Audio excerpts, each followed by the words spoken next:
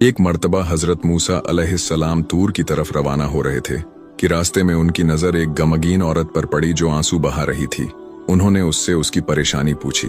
औरत ने कहा, ए अल्लाह के नबी, मेरी कोई औलाद नहीं है। मेरी सबसे बड़ी ख्वाहिश है कि मुझे औलाद नसीब हो। क्या आप अल्लाह से पूछ सकते हैं कि मुझे औलाद मिलेगी या नहीं? हजरत मूसा अलैहिस्सलाम जब तूर पहाड़ पर पहुंचे तो उन्होंने उस औरत की बात अपने रब से कही। जवाब मिला, ए मूसा, उस औरत की तकदीर में औलाद नहीं लिखी गई।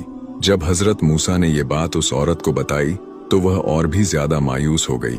वह खुद को बेसहारा महसूस करने लगी। कुछ वक्त गुजरने के बाद एक दरवेश उस औरत के दरवाजे पर आया और आवाज लगाई, मैं भूखा हूँ, मुझे कुछ खाने को दे दो। औरत बाहर निकली और देखा कि एक फकीर है। फकीर ने कहा, अगर तुम मुझे रोटियां खिलाओगी तो अल्लाह तुम्हें बेटा देगा। औरत ने दिल से उसे खाना खिलाया। वक्त के साथ अल्लाह ताला ने उस औरत को 3 बेटे अता फरमा दिए।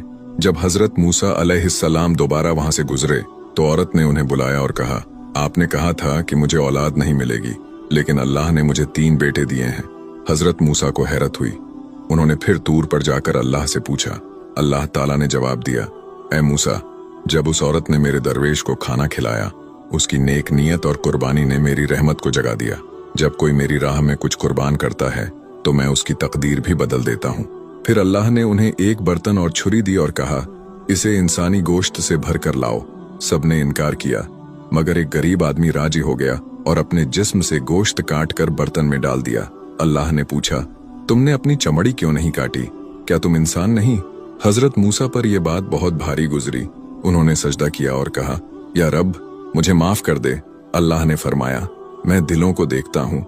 मेरी राह में दी गई सच्ची कुर्बानी तकदीरें बदल देती है।